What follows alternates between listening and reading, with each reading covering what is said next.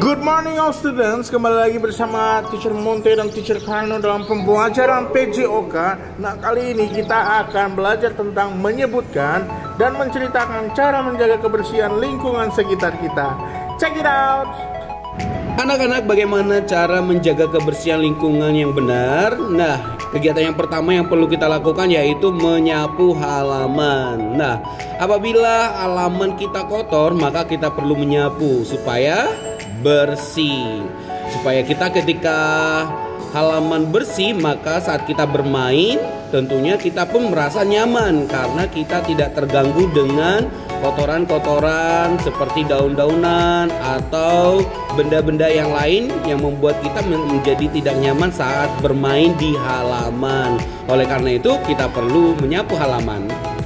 Nah, yang kedua yaitu membuang sampah di tempat sampah. Mungkin kalian pernah mendengar ada tulisan yang berkata buanglah sampah pada tempatnya. Iya, penting sekali membuang sampah pada tempatnya supaya terhindar dari banjir ataupun kotoran-kotoran yang membuat penyakit di dalam tubuh kita ya. Jadi setiap kalau kalian melihat sampah, buanglah sampah itu pada tempatnya.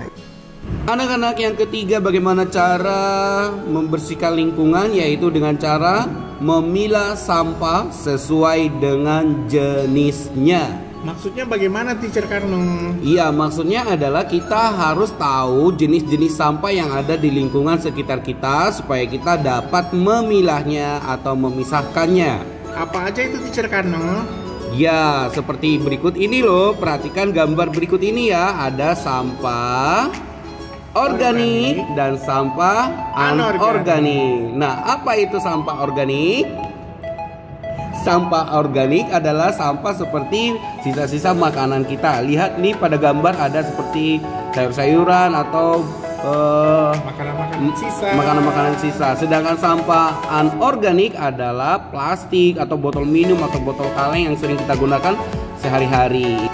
Nah, yang keempat yaitu melakukan daur ulang. Jadi sampah-sampah yang tadi kita sudah lihat organik dan anorganik bisa dilakukan dengan daur ulang.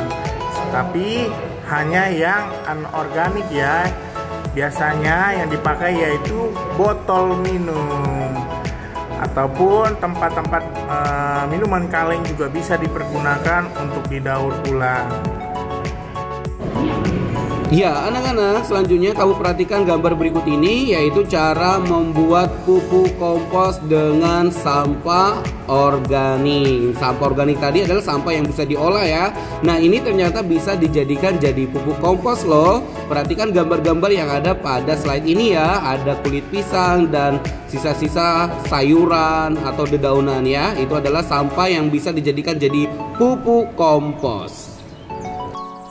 Selanjutnya yang keenam, melakukan penutupan saluran air ya.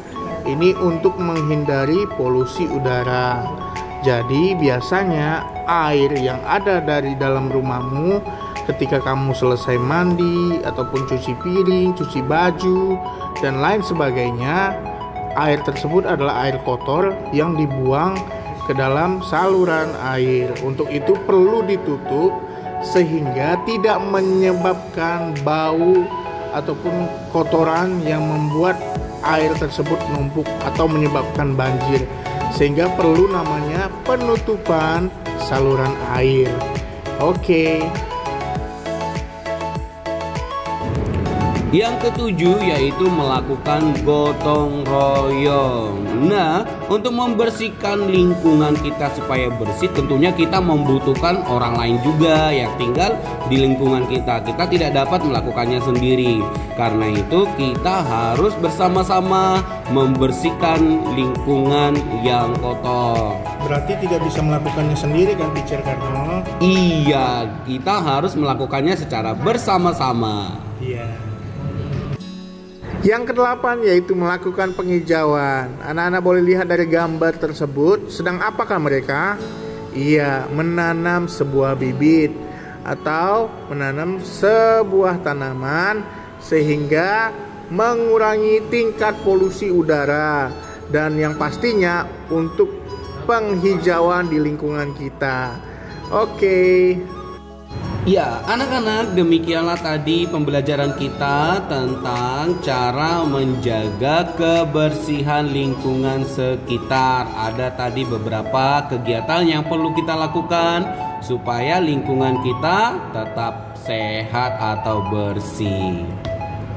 Oke, baiklah, sampai di sini pembelajaran kita untuk mengenal cara menjaga lingkungan kebersihan kita. Oke, bye-bye semuanya. Salam PJOK.